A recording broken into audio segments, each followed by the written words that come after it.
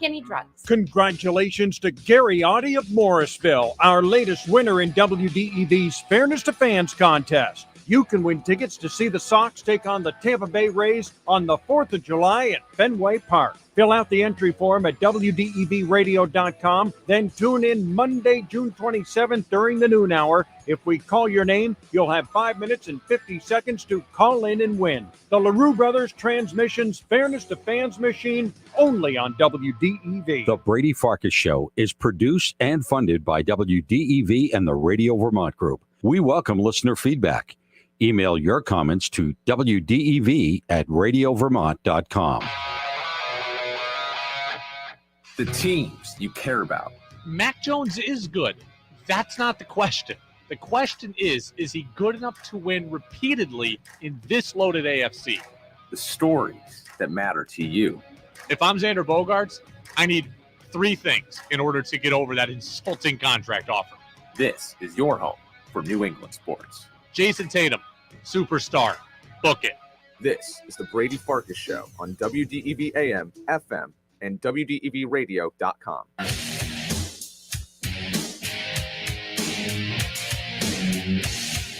What's up, everybody? Happy Tuesday to you right here on the Brady Farkas Show on WDEV, AM and FM, and always streaming at WDEVradio.com. Short show today, just 40 minutes. Once again, we're up until 6:10, and then it's Red Sox baseball. Sox take on the Tigers, game 2 of that 3-game set at Fenway.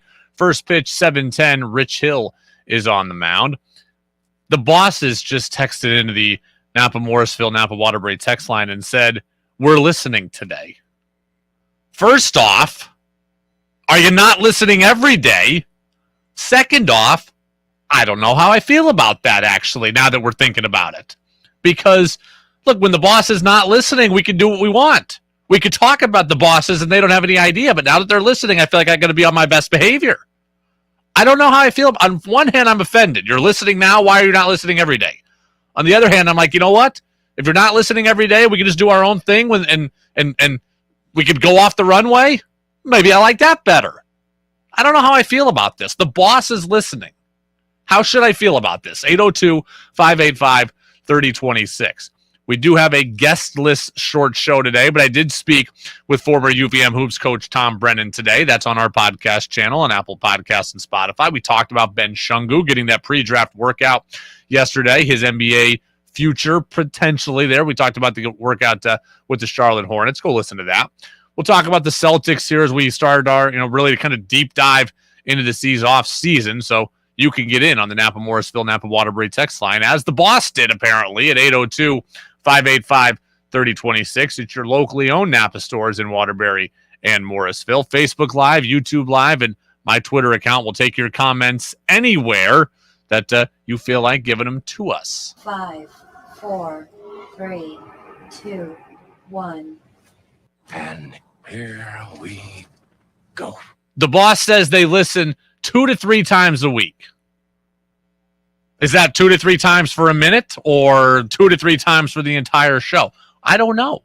But again, I feel like I got to be on my best behavior right now because the boss is listening. So we'll get right to it here. The opening thoughts on the Brady Farkas Show are brought to you by Sticks and Stuff and Swanton Lumber. They are Vermont's most complete locally owned home center with locations in Enosburg, Derby, Middlesex, St. Albans, and at Swanton Lumber. They're online at sticksandstuff.com. The news came down just a few hours ago. It is official. Rob Gronkowski, Gronk, announcing his retirement for the second time from the NFL. The report came out about 2 o'clock this afternoon. Gronk put it on social media a few minutes later, so it certainly is official. Assuming this is the end, and I believe that it is the end of Gronk in the NFL, it's the end of one of the best and most productive careers in NFL history. It's the end of one of the best and most productive careers in Patriots history. Gronk is no doubt a lock for the Hall of Fame. He's no doubt a lock for the Patriots Hall of Fame sooner than that. Gronk will retire as a 4-time Super Bowl champion, 3 of which were with the Patriots, 4-time All-Pro, 5-time Pro Bowler, holds the record for the most touchdowns in a single season by a tight end, most 100-yard games by a tight end in NFL history. He is a no doubt surefire first ballot Pro Football Hall of Famer. And I got to say, I am sad to see Gronk go again. Despite my sadness that he's not a Patriot, despite my sadness he played somewhere other than New England, football is just better when Gronk is around. Football is just more fun when Gronk is around. He's such a character. He's such a big personality. The game just has a different air about it when he's around, when he's healthy, and when he's good. And from a Patriots perspective here, I think Rob Gronkowski is a very interesting and important person in Patriots history, not just because how unquestionably great he was on the field and how vital he was to multiple Patriots Super Bowl championships. But Gronk was really important and really special because he was different, because he was something different. I got to tell you, I covered the Patriots with Tom Brady and Gronk for what I believe is about probably 4 seasons, right? Let me see, 2016, 2017, 2018. So 3 seasons. I had 3 seasons of Brady and Gronk together. Even though the Patriots were winning, and even though the Patriots were winning a lot, covering those teams were not all that interesting. They were so buttoned up. They were so kind of stiff. They were so regimented, so rigid. They were so machine-like. Covering those Patriots teams, it wasn't a whole lot of fun other than just the wins and losses, which of course was a lot of fun to talk about. But Gronk was different. Gronk gave us something else. And I appreciated it as a media member. I appreciated it as a fan. Tom Brady and Bill Belichick, they were a machine. And they just kept on turning. Efficient, boring, methodical, and Gronk is exactly the opposite of that. He's unpredictable, he's wild, he's charismatic, and he showed you who he really was, and he was unapologetic about it. And while a lot of Patriots were, again, boring and stoic, and they took on the Brady Belichick persona, Gronk never did. And I can appreciate that, and I can respect that. The Brady and Belichick way produced great results, so you can't knock the Patriots' work, but Gronk provided some color, and that was color that was cool and was necessary. He was the guy who was able to shine personality-wise and cut through the Patriot way. I think a lot of people came to Foxborough and felt like they needed to fit in. A lot of people came to Foxborough and felt like they needed to suppress who they were, but Gronk leaned in to who he was, and I have an admiration for that. In a place where it's not easy, or wasn't easy, I think, to truly be yourself, Gronk was unapologetically that, just himself. Is part of the reason why I loved Cam Newton so much in New England. Yes, I thought he was a better player than a lot of you did, and I will maintain that if he had had year 2, he would have looked better. But he also was able to cut through the Patriot way and just be himself. And I appreciated that. Cam did it. Gronk did it first. And Gronk, one of the best in Patriots history, and now his career over. How fitting is it that the last big play of Gronk's Patriots career helped set up another Patriots Super Bowl title? Remember that 13-3 ugly Super Bowl win against the Rams down in Atlanta? Well, it was 6-3 in the fourth quarter. Brady hits Gronk and maybe a 30-yard pass down the sideline. Gronk gets it down to the 1 or the 2, and Sony Michel punches it in, and that's the touchdown that gets you up by 10 points and gets you that win 13-3. That doesn't happen without Gronk making one more signature catch from Tom Brady. And I do believe that this retirement is real, right? Gronk has now retired twice, and for as much as I think Gronk likes the attention and plays to the crowd, I don't think he wants to be the guy who retires and unretires multiple times. I know his agent already has said that he thinks Gronk could come back if Brady called him again. I really hope Brady doesn't call him again. We'll talk about that later this week. But I do believe that this is it for Gronk. I think he's done. I think we should appreciate his greatness in the NFL as a whole and with the Patriots, because the Patriots had something special when they had Gronk. They had someone who was dominant. They had someone who could control a passing game, someone who could control a defense, and a defense had to scheme around him. Okay? Andy Reid had to scheme for Gronk. Pete Carroll had to scheme for Gronk. Great longtime coaches, Tony Dungy, had to scheme for Gronk. The Patriots are trying to get back to having somebody that you have to game plan for. I don't know that it's going to happen anytime soon because Gronks just do not grow on trees. It's the Brady Farkas Show on WDEV, AM and FM, and WDEVradio.com. Let's see here.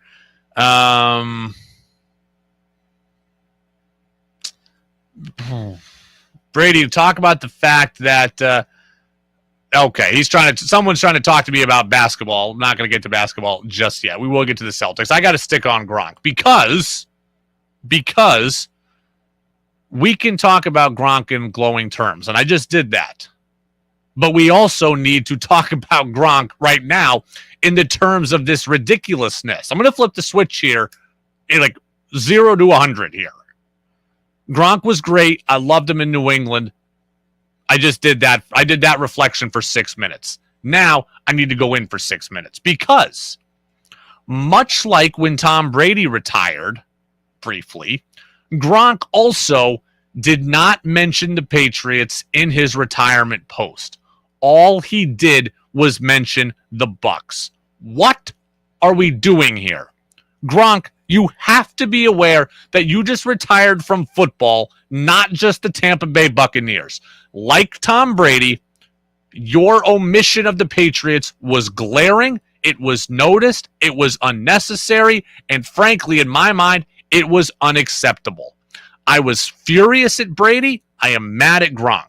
I think Brady's was a bigger deal, considering he spent 20 years and was the quarterback, but I am mad at Gronk also. Rob Gronkowski was in New England for 9 years. He won 3 titles here. He's going to go into the team's Hall of Fame. On his official retirement post, on his social media channels, he needed to have mentioned his time in Foxborough. Oh, but Brady, he mentioned the Patriots the first time around in his retirement. I don't care. He came back. His first retirement is now stricken from my memory. This is a new retirement. It's a new post. He didn't just retire from the Bucs. He retired from football, and he played with the Patriots for 9 years. He played with the Bucs for 2. The Patriots deserved a mention. They deserved an effusive mention. And Gronk gave them nothing. If he deserved an effusive mention, or the Patriots deserved an effusive mention, but if he wanted to say, hey, I said all I needed to say about the Patriots in 2019, but I want to reiterate how great my time was in Foxborough. Thanks to everyone at Patriots Nation. That wouldn't have been effusive enough, but at least I would have said, okay, the Patriots were on his mind. The Patriots needed to have been on his mind. There was no mention of New England, period. He didn't reference his old statement that he made prior, didn't reference the fans, didn't reference his teammates, the region, and that is garbage. That is garbage. It was garbage when Brady did it. It's garbage now that Gronk has done it.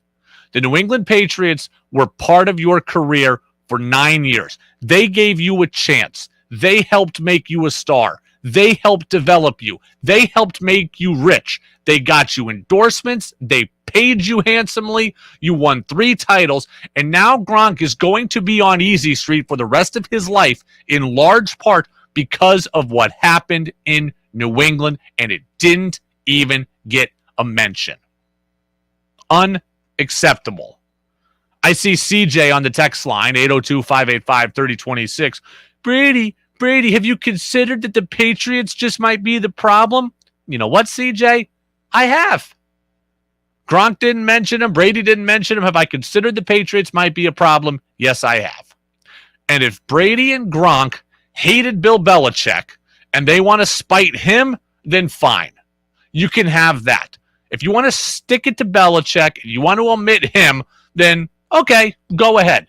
But you know who doesn't deserve to be spited? That is the fans. The Patriots fans do not deserve to be shunned. They do not deserve to be forgotten, and they do not deserve to be offended.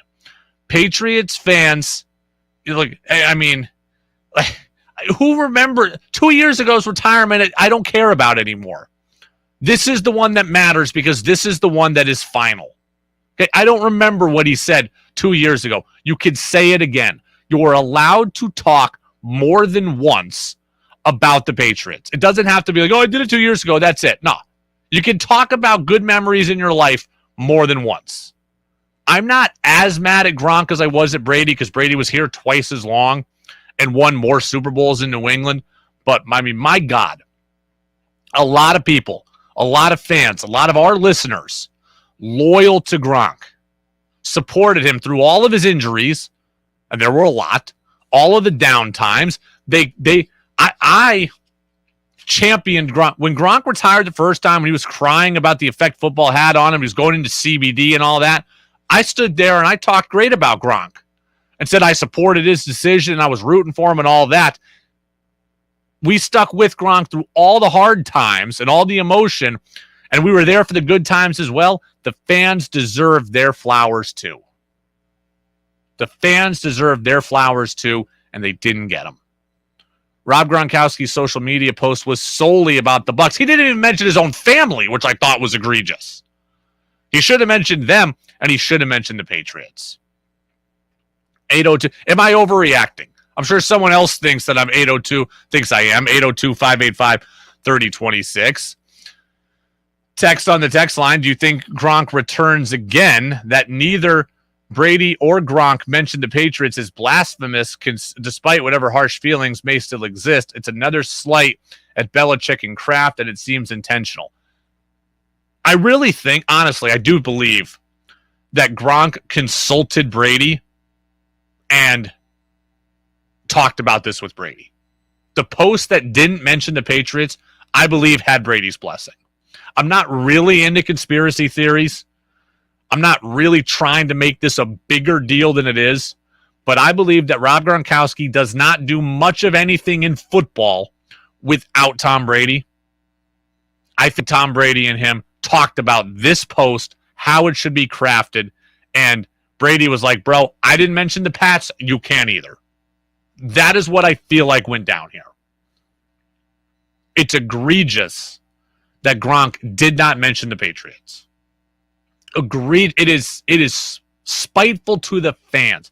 You don't want to talk nice about Belichick, that's one thing. You think Belichick was some evil taskmaster, that's one thing.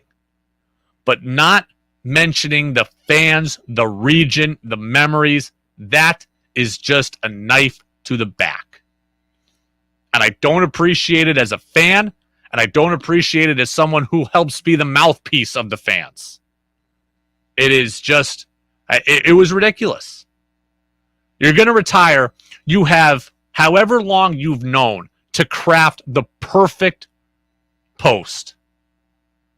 And you make one that doesn't even mention the Patriots. It's wrong. And it is a big deal. CJ and others on the text line out there are like, oh, no big deal. It's just a post. You already mentioned the Patriots. It is a big deal. It absolutely is a big deal. I mean, this would be like, let's just say, a guy goes into the Hall of Fame, right? Guy goes to the Hall of Fame, does a Hall of Fame speech. I would expect him, if he had an ex-wife, to mention the ex-wife at the Hall of Fame induction speech. Like, hey, I was with my ex-wife for 20 years. She was with me for most of my career. She raised our kids when I was away playing. She was the rock of our family. I never would have accomplished what I did without her.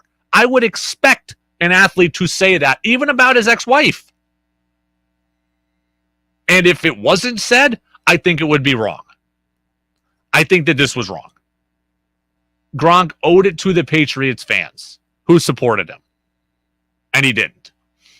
lastly, you know what else has me triggered today is I saw this Tampa radio station, WDAE in Tampa. We like the guys at WDAE. We've had multiple of them on this show before.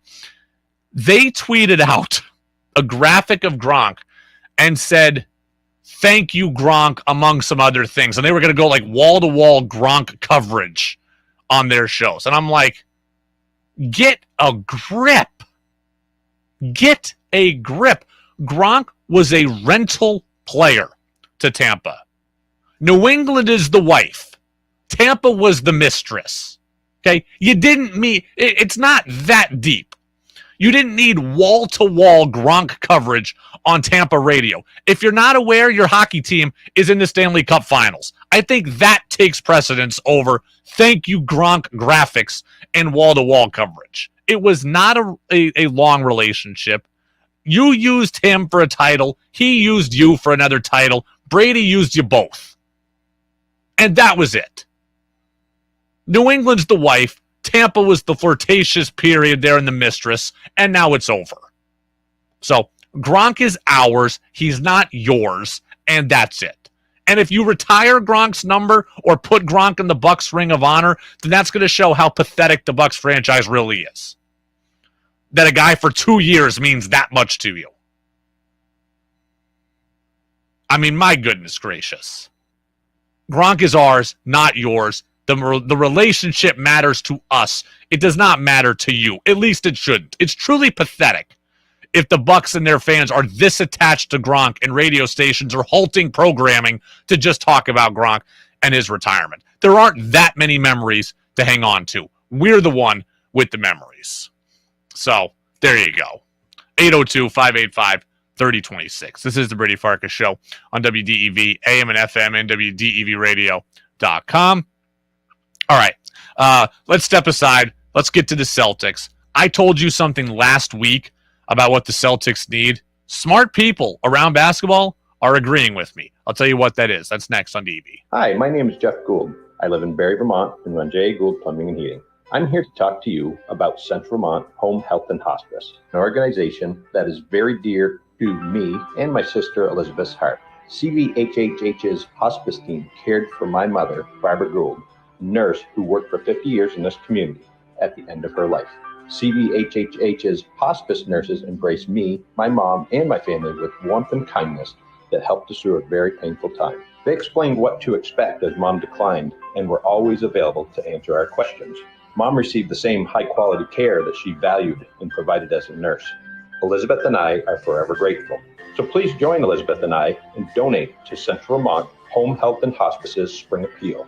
Your gift ensures families like ours can access the loving care and one-on-one support in the comfort of home and at a time when it matters the most.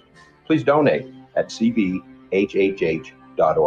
Thank you. Folks, Dan Keene here at Memorial Valley Ford, where we're still ordering for less. Tell them, kid. That's right, Dan. Business is cranking here at Memorial Valley Ford, and we're retail ordering new vehicles for less. Although the factories are going through model year changeovers, we are still accepting orders for the entire Ford lineup of Ford trucks and SUVs. Not only will our customers be at the front of the line when the new models roll out, but they'll be paying less at Memorial Valley Ford too, and here's why. Right now, when you order your new Ford with us, Memorial Valley Ford will take an additional $1,000 off MSRP, and that's on top of factory incentives and huge trade allowances. And speaking of trades, I want you to know our lot is jam-packed with more clean, late-model pre-owned cars, trucks, and SUVs than ever, and we're making deals to sell them down. And remember this, if you need a vehicle today, at Memorial Valley Ford, we have the largest stock of new Fords in Vermont. Woo! So drive Route 14, 15, or 16 to Hardwick, where you can order your new Ford for less at Memorial Valley Ford. How well does your garden grow? Tune in Saturdays at 12:30 for In the Garden with Peter Burke. Peter and co-host Joel Nashman give you 1 full hour of the latest news, helpful tips, and your calls to talk about what's happening in your garden. It's brought to you in part by Sticks and Stuff and Swanton Lumber. sticksandstuff.com. In the Garden with Peter Burke, live Saturdays at 12:30. Hear the podcast anytime at WDEVradio.com. WDEV, Vermont's news station, is your source for up-to-the-minute news at the top and bottom of the hour. This is CBS News on the Hour, your home for original reporting. Special events. Hi, fellow Vermonters. Good evening. I'm honored to speak with you tonight. You have earned your trust through challenging times and to serve as governor of the state I love. And breaking news. Good afternoon, Lee Cattell in the Radio Vermont newsroom. Vermont's news station, WDEV AM and FM, and streaming at WDEVradio.com. Think you know sports better than Brady does? Text in with your thoughts at 802-585-3026.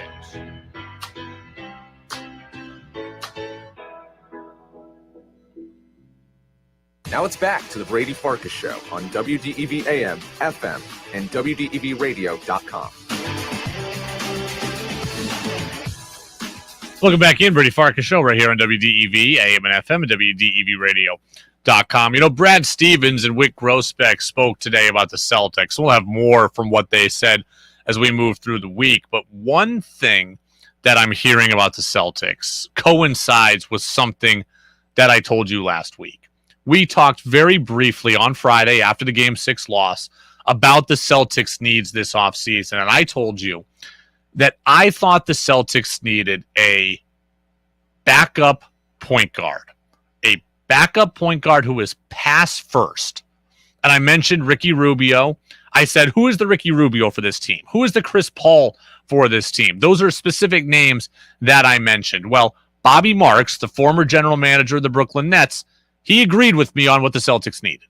I think when you have a guy like, I'll give you an example, Tyus Jones would be great. Like you're not going to get Tyus Jones as a free agent, but a player like in that mold where he can give you 8 points, 10 assists, and just he's not looking for his shot like maybe Marcus is. Marcus is a scoring point guard. He's not a guy that's going to set up his other teammates. So I think that's probably the direction that you're looking for as far as if you can get that in a trade or if you can get that in free agency. Yeah, I don't think that the person the Celtics need has to be a starter, but I do think the position they need most is that backup point guard. I'm okay with Marcus Smart being the point guard, but I need somebody who can come in and give him a break or move him to the 2 so he can play defense more and not have to worry about, holding the ball. I need a guy who can take over for Marcus Smart when he's in foul trouble. I need a guy who can come in, give Smart a rest, and can put Tatum and Brown in a position where they don't have to be ball handlers when Smart goes to the bench. I don't think that they need a Chris Paul level starter, but I do think they need a guy who can play 18 to 22 minutes a night and can keep the offense going when Smart is out of the game. Now, I think Marks is right that Smart is a scoring guard. So if you got to move him to the 2 at points and you want to give somebody else a break, that's fine. But give yourself the flexibility to be able to do those things. That is what I think the Celtics need. And another reason I don't think that they need a true starter or a true scoring guard is because I don't want someone who will come in and stunt the growth of Jaylen Brown and Jason Tatum, because they're going to continue to ascend. The last thing I need is the Kemba Walker type that they had where that guy also wants to get 18 a game.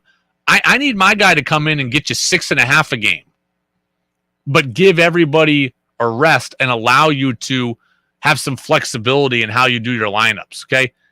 Get the ease off, or give Tatum and Brown an ease off the load of ball handling. Keep the offense going. I'm glad that other people who are smart in basketball feel that way too. I am glad that people feel that way too. I think that the Celtics are in a very interesting spot right now. Everybody's focusing on how much money can they spend or who can they trade or whatever. I don't think the Celtics have to take huge swings. Bradley Beal is the name we always hear with them. I don't think the Celtics have to take huge swings. I think all they need to do, look, there's a danger in just running it back, right? Guys get injured, guys, somehow sully on something. There's a danger in just running it back. There's also a danger in just trying to do things that are unnecessary. Brad Stevens said today, it's not just about stockpiling talent. It's about finding the right talent that fits. And I think that's very, very true. You don't want to stunt Brown and Tatum. You don't want to create conflict by bringing in a guy who thinks that he's as good or better or as important to the team as those guys. You need the right players. And I believe that a backup point guard who is pass first, who will defer offensively and set up Brown and Tatum, I think that is the biggest need. I think that's the biggest need. It's not just an arms race to acquire the best players. It truly, in this case, is the right ones. Pass first, secondary point guard, gives you flexibility. I'd also probably throw in another big there. Robert Williams is the guy, but Horford and Tice, and I don't know how that's going to shake out. Another big would be on my wish list, but a point guard, a guy who can handle, not looking to score, that's tops on the list. So it's a Brady Farkas show on WDEV, AM and FM, and WDEVradio.com. Virginia in Starksboro has a question. I'll answer that. That's next on DEV. 96.1 WDEV FM Warren, 96.5 W243 AT Berry, 98.3 W252 CU Montana. This is CBS News on the Hour, sponsored by Facet Wealth. I'm Wendy Gillette in New York. The January 6th House Select Committee held a fourth public hearing, this one focusing on the Trump administration's alleged effort to alter election results in battleground states. CBS News correspondent Steve Futterman reports. The testimony focused on how former President Trump and his aides tried to pressure states to flip their electoral votes and how they refused. The Constitution is divinely inspired. Arizona Republican Speaker of the House Russ Bowers said he told Mr. Trump and others no. You are asking me to do something against my oath, and I will not break my oath. Georgia Secretary of State Brad Raffensperger, also a Republican, recalled numerous threats. I think sometimes moments require you to stand up and just take the shots. But they did not buckle, insisting that the votes were counted properly and Joe Biden won. Steve Futterman, CBS News. The top cop in Texas testified about the police response to the mass shooting in Uvalde. Correspondent Omar Villafranca has more. There's compelling evidence that the law enforcement response to the attack at Robb Elementary was an abject failure. Colonel Steve McCraw told state lawmakers that 3 minutes after the gunman entered Robb Elementary School, there were enough officers on the scene to neutralize the suspect. But instead, it took more than an hour to storm the classroom. He placed the blame squarely on decisions made by Uvalde School District Police Chief Pete Arredondo. Senate lawmakers say they have secured a tentative bipartisan deal on gun violence legislation that would toughen federal gun laws and provide billions for school safety and mental health programs. A congressional vote could happen this week. The Supreme Court issued a ruling in favor of two Christian families who challenged a tuition aid program in Maine that excluded private religious schools. New York Law School's Rebecca Royfee. It basically means that the government, states can no longer have programs that are neutral on their face, but do not provide for religious schools. So they must, if they're providing tuition assistance for other schools, for private schools that are not religious, they must give those funds equally to religious schools, or they will be seen as violating the First Amendment. Around 48 million Americans will travel at least 50 miles from home this 4th of July holiday, according to AAA. Spokesman Andrew Gross. We're projecting out of the 48 million who are going to travel, 42 million are going to go by car on this July 4th holiday period. And that's despite these record high gasoline prices. The Dow gained 641 points today. This is CBS News. Facet Wealth is an SEC-registered investment advisor. They offer customized financial planning for you, not just your assets. Learn more at facetwealth.com/Jill. The heart is the hardest working muscle in the human body. I'm Nadia Fletcher, the cardiac nurse practitioner at Copley Hospital. Today, I want to talk about the importance of a healthy heart. When your heart is not working at its best, you're not feeling your best. Signs of potential heart problems can include chest discomfort and shortness of breath. You should see your doctor if you're experiencing these symptoms, as they can be caused by heart disease. If your doctor refers you to Copley's Cardiology Clinic, you'll be seen by either myself or our cardiologist, Dr. Adam Cunin. We will assess your condition and determine the next step. This may include a heart monitor, an echocardiogram, or a stress test. Although some heart problems are hereditary or related to aging, many are the result of lifestyle choices. It's never too late to make lifestyle changes that will help improve the health of your heart. These changes may include eating healthy, regular exercise, weight loss, stress management, and quitting smoking. For more information on cardiology services at Copley, call 802-888-8372 or visit copleyvt.org. Westview Meadows and the Gary residence are great places to live and also great places to work. From the kitchen to the grounds crew, administration to nursing, all agree that working at Westview Meadows and the Gary residence doesn't feel like work. Here's Michelle. Working outside in the gardens, there's quite a few residents who get outside and walk the path. So they're pretty excited to have somebody out there consistently doing work. Everyone here is just so positive and happy to be here. I don't believe I've ever worked in a place that just felt so supportive. If you're looking to get started in food service or working in restaurants, it's a great place. They're very careful with their training and thorough, and if you make a mistake, they're there to help you out. It's a great place to start. If you want to work in a supportive team environment, consider a career at Westview Meadows or the Gary residence. Go to westviewmeadows.com or thegaryresidence.com for a full listing of job opportunities. Westview Meadows and the Gary residence. Retirement living at its best. Your chance to be part of the show is on the text line at 802-585-3026.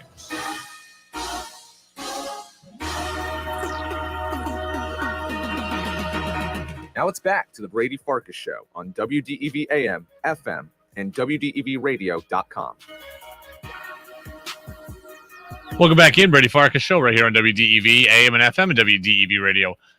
Red Sox baseball comes up 5 minutes from now. We'll bring you the Sox lineups here momentarily. We're just talking about the Celtics and options they may have, or we're talking about what I want, rather, for the offseason. My offseason wish list, number one, is a secondary guard, another point guard, not necessarily a starter, but a guy who can come in and provide some flexibility to the rotation. Virginia and Starksboro says, so who should they get based on the descriptions of what you want? They already have two options. That's Peyton Pritchard and Derek White.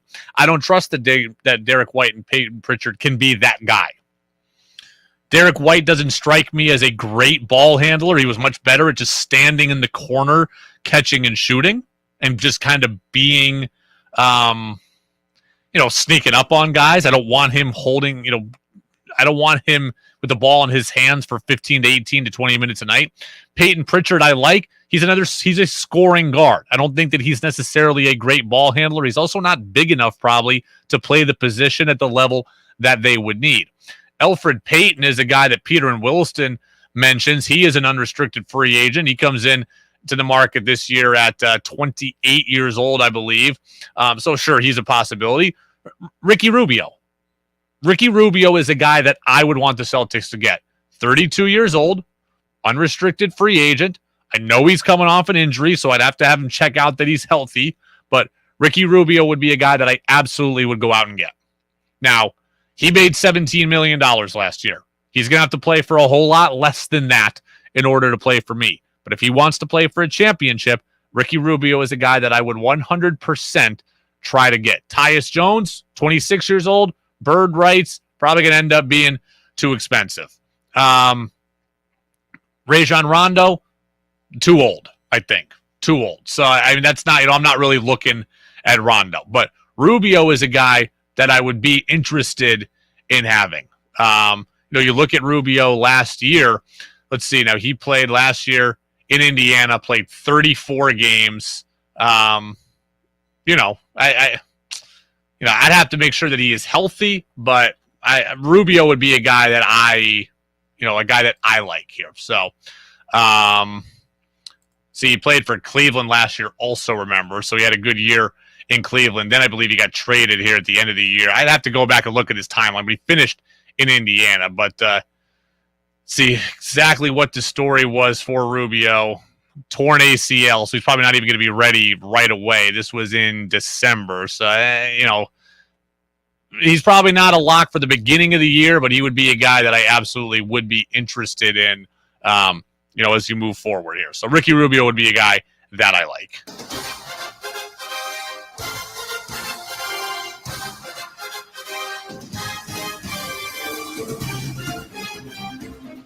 Tigers are 26-41. Red Sox 37-31. Bo Brisky's on the mound for Detroit, 1-5 with a 3.79.